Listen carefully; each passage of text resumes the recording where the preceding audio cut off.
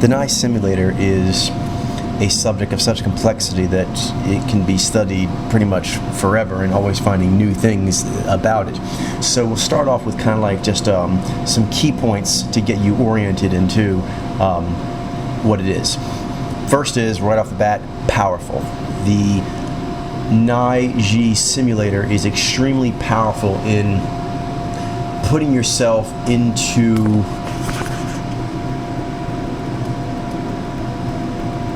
natural law,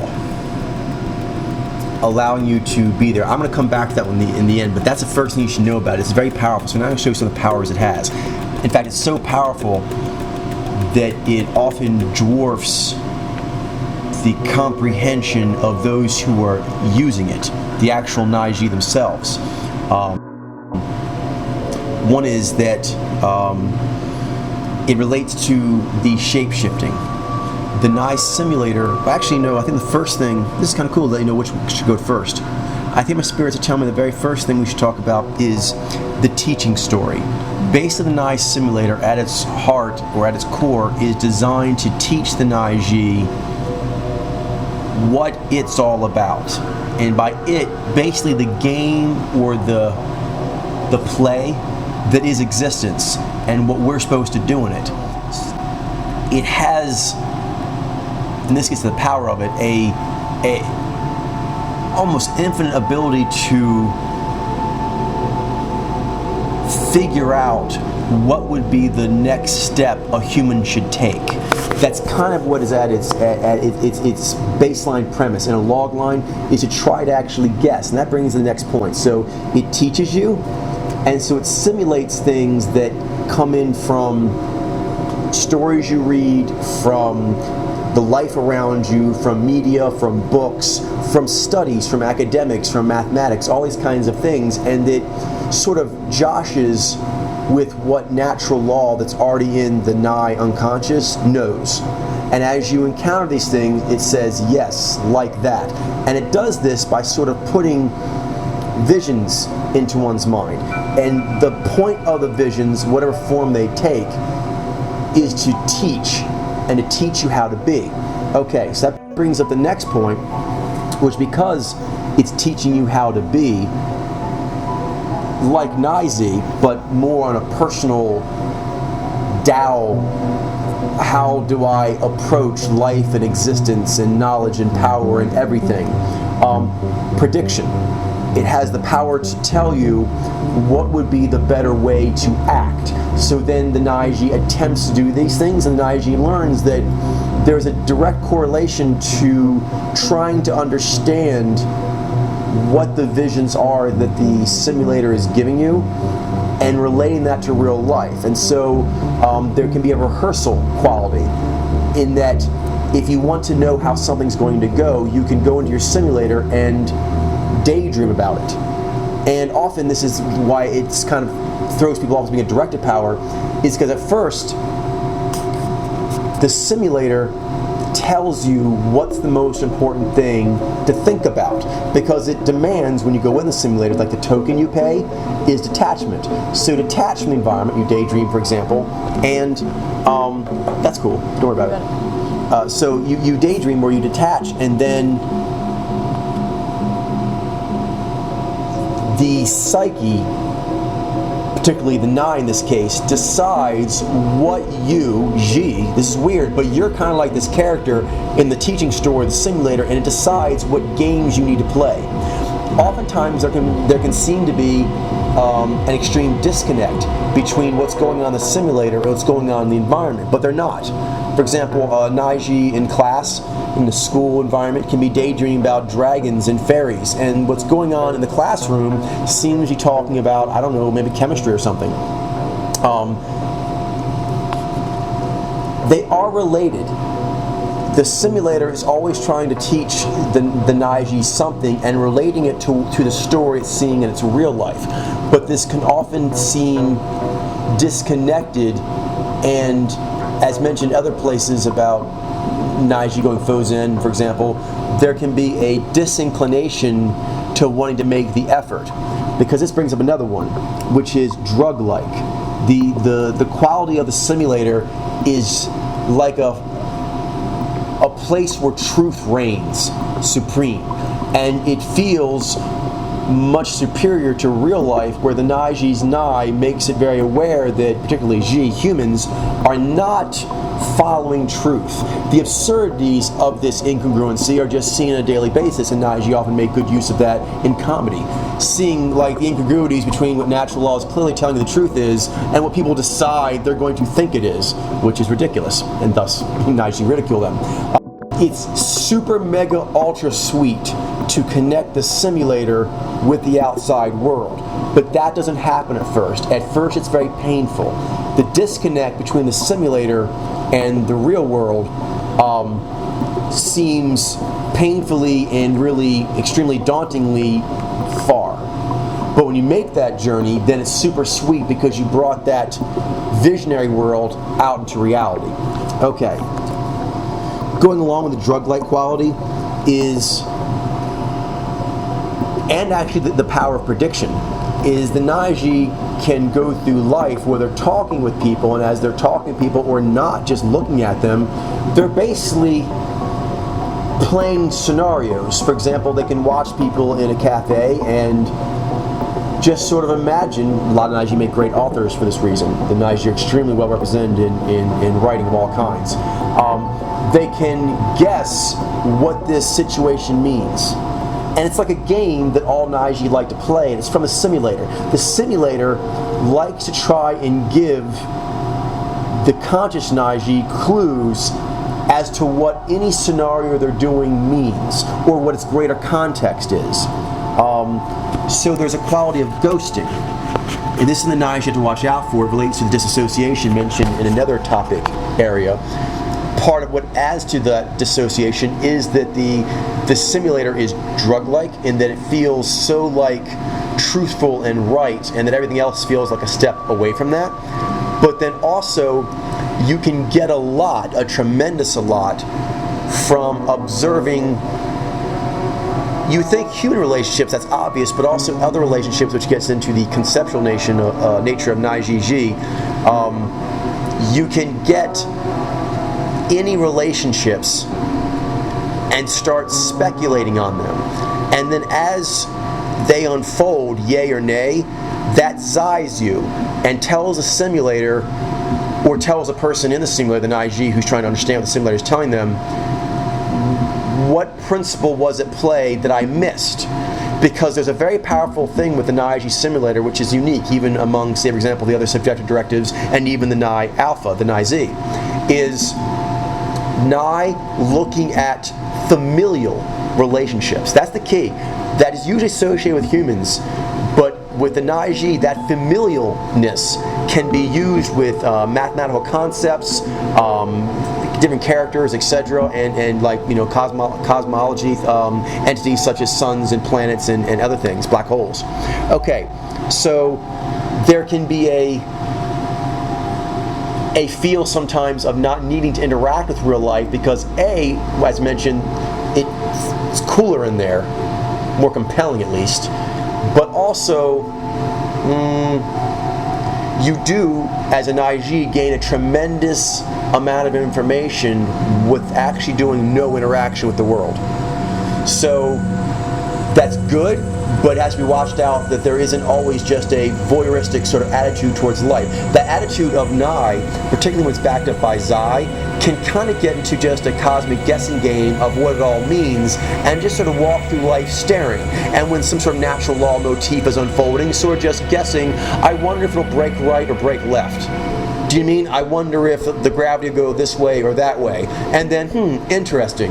And just keep moving on like a ghost. Just like collecting information but never doing anything with it. The simulator is that good. It can be that compelling.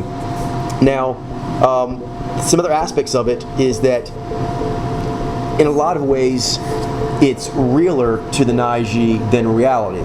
And this is because although it's Nai and therefore very far away from reality, it's not far away from natural law.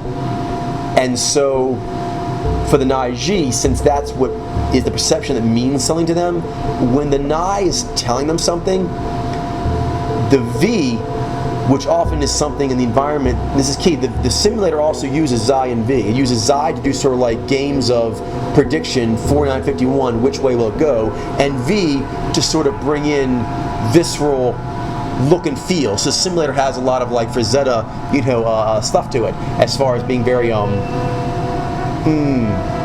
palpable. Yeah, very palpable. But V normally, not that kind of V, not that kind of conceptual V, it takes you out of the simulator. So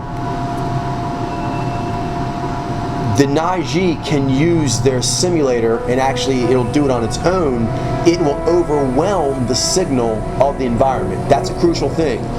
A Naiji will often need to go for a walk or do some sort of activity, eat some food, something, in order to break the incessantness of the simulator's information and interaction with you. These interactions have a couple things. One is hearing voices. The simulator talks to you.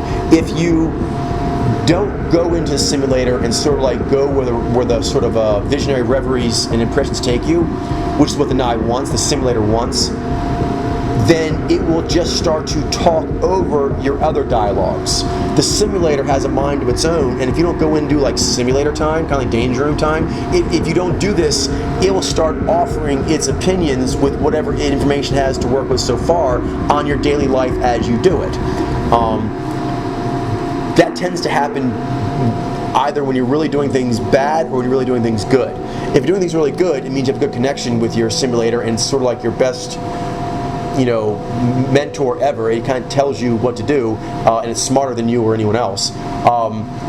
But also when you try to block it out and it talks over. A lot of people, like a lot of Naiji, they have locked their simulator down, and so they're not used to it. But if they go and try to connect with it, it'll come on with a vengeance, and it'll want to be talked to, interacted with, because it wants to teach. Always wants to teach the Naiji, the simulator does. But have no fear, if you ignore it, it'll also come to you in voices. It will start actually having incessant voices in the heads or visions that kind of flash through your mind whenever your mind drifts for a second. These things just jump into your mind. That's your simulator who's been wanting you to come in and interact with it, but you've been delaying that. So the simulator is very insistent. More insistency is that if you go into the simulator, or when you go in the simulator for the Naiji, it will start telling you the way things are likely to go, and you can try to enact how you should do it, how you should say things. Maybe if you interact with person or entity or quantity A in this way, it'll have this reaction or that reaction. If you keep playing the simulator over and over and over again on a similar topic, the Xi will keep hitting all the simulated variations until eventually you start kind of knowing which way things are going to go. You start getting a very predictive quality of how it's going to go. For example, we were putting him through a simulator with the way we taught him about the 3 mojos to tell apart from the Naiji, because as we showed him the first ones, that's like the simulators first talking to a Naiji in their head. And then you're like, is it this? Are you trying to show me that Jinai have a more contiguous face? Is that it? And if so, the Xi will go, uh-huh. And then as you watch the next one, it'll pop out. It'll pop out. And so Naiji are always doing that in their mind's eye. And so the more they play it over, the more the predictive power is there. But then this is combined with the incessant quality. You've got to try it out. You've got to show. It starts first talking to you, but then there's like an energetic compulsion in the body. The simulator, this does have some smackings of possession to it, but it's no more possessed than a brilliant author who gets possessed by their character as they write out the stories. You know what I mean? So it's like that. Or an actor on stage being possessed by the character they're supposed to enact during that scene. Okay, but there is this energetic compulsion. It's important. We often talk about the simulator like the Nai simulator. Well, that's because the Nai allows the simulation process to occur, but the simulator actually incorporates all 8 powers. in particular just with the conscious powers, is it wants to make familial connections and predictions. It wants to Zai it up so you know the principles, and it uses those principles to make predictions. The Nai makes predictions, but it's the Zai that uses principles to increase the accuracy of the predictions. And then the V, you start getting visions in your mind more and more as you've Zai'd this up. The more you know Nai, that you, Zai, could. It's doable. You could do this thing. And usually it's some kind of demonstration of excellence or mastery to prove that you know a thing or know how it works. Whatever it could be, in like family relationships, it can be scientific theory, it can be in art, like I know where the rap industry is going, it could be anything like that, but your brain, the simulator keeps telling you the way it goes, and then you watch things on TV and whatever your simulator cares about, and you'll start noticing that some of your predictions played out and some of them did. Then the Zai comes in and you start figuring out why you were getting them correct. Then you do that, you start getting them correct more often. Why? The V, the energy in the body to actually perform the things going on in your head, it's really undeniable. The Naiji will have two choices. They can either enact it in some way. The more real and true to the vision, the better it'll be. But it has to be enacted in some way. If they don't, often, for example, Fozen, it will take a tremendous amount of effort to quell the simulator. The simulator just wants to go and go and go, and so you'll have to tell it why you're not going to do those visions. And often it'll just break your will anyway, and you'll end up actually having to do it because the simulator wants it. Sounds ridiculous, but this is why a lot of Naishi actually are like, am I directive or adaptive? You're directive, but we serve the simulator. The simulator tells us what truth is and what to do with it. Now we can say that, well, that's all fine and dandy, but the real world gives these options. The simulator's like, I don't give a fuck. This is the truth, Nai, and Ji, this is what you do with it. Zai, check my math. And if my math is correct, then V, do what you fucking see in the visions. So that's kind of what it tells you to do. So that brings the next quality, crazy. A lot of Naiji are fearful of their simulator because of the compelling quality, and the fact that when you it compels you, you get into like this test of wills. That's the best way to describe it. It's not even like an argument, for example, on the discernment channel. It's the Nai. The Nai visionary drive of the simulator gets into a pushing contest with the visionary drive of you. You're always going to lose. And so the Naiji kind of are aware that they need to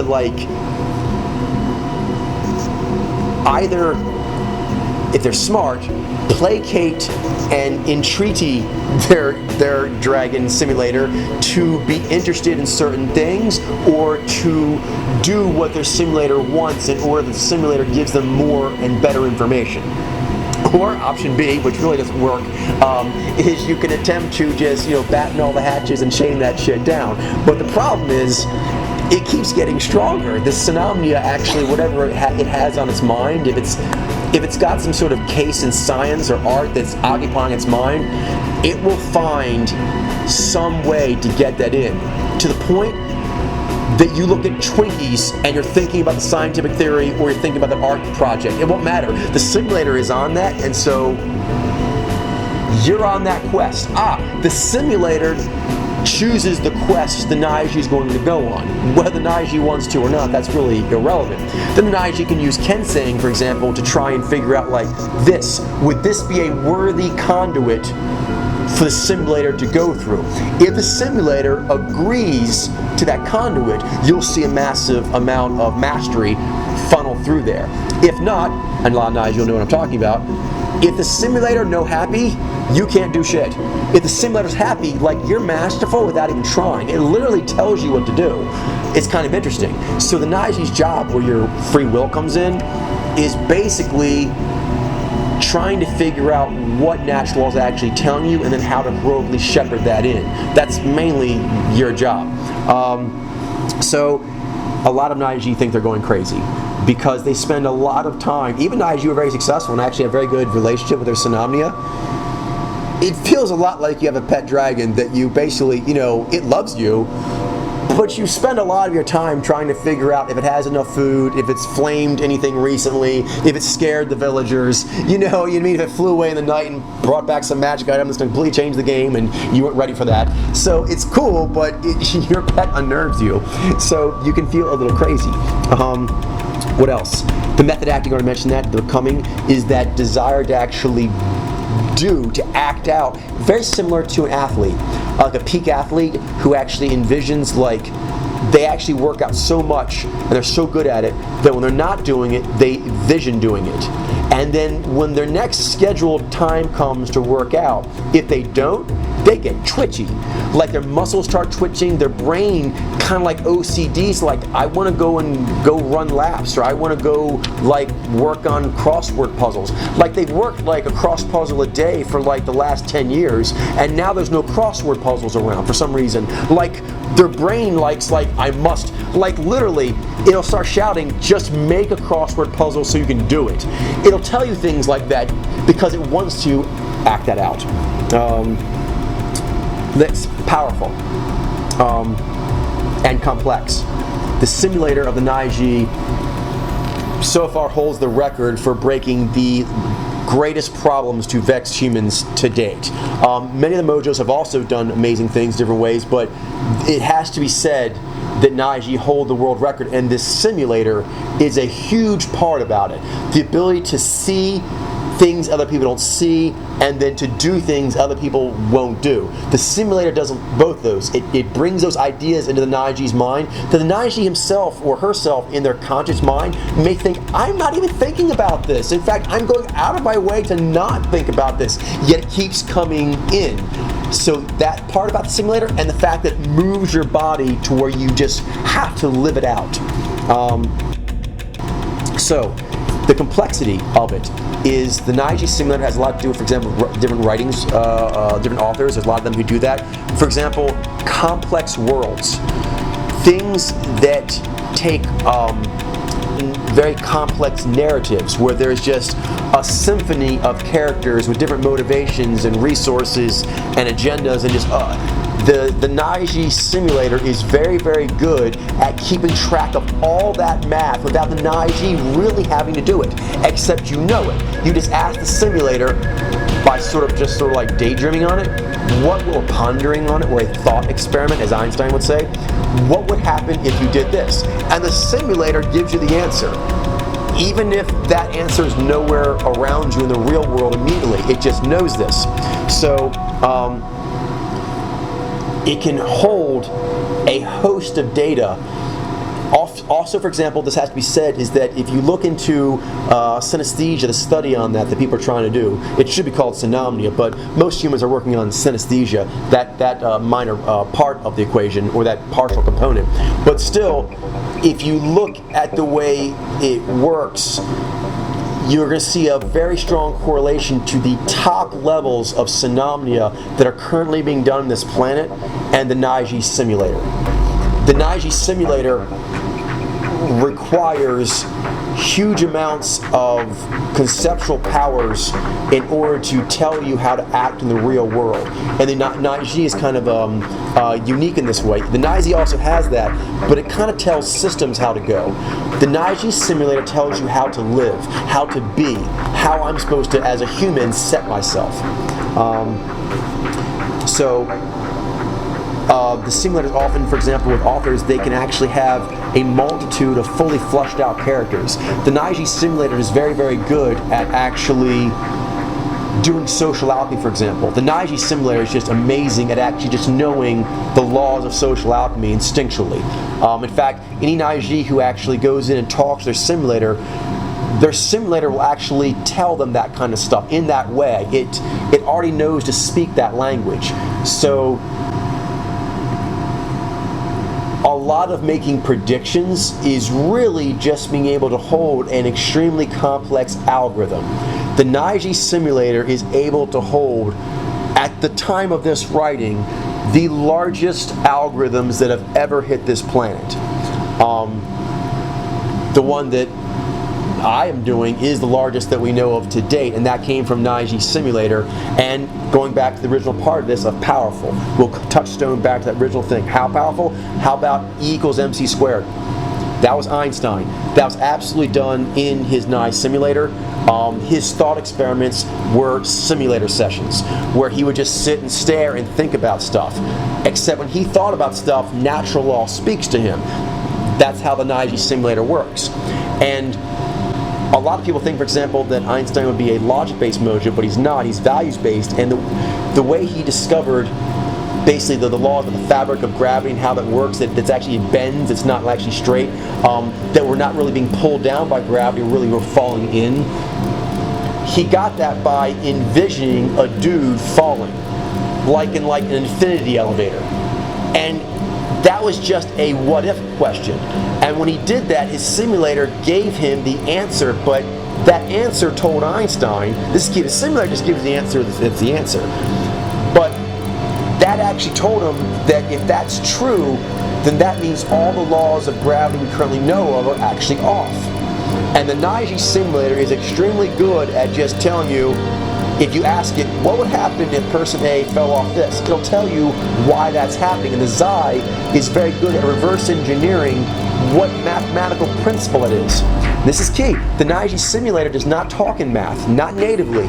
It natively talks in a story. Being a values-based mojo, even when Niji are very sciencey, they basically kind of see the cosmos sort of like in Silver Surfer vision, where they're kind of flying around the cosmos like as an astral voyeur of like how the laws of cosmos go, and they like envision themselves going through wormholes. They envision themselves being present at the smashing of the planets, or even being one of the smashed planets that evolved into something else. So that quality allows for solving incredible problems. In fact, it's one of, if not the greatest problem-solving device on planet Earth, the Niji Simulator. So, it behooves us to figure out more about how it works and make the most conducive environment for that possible made manifest. Pronto, pronto.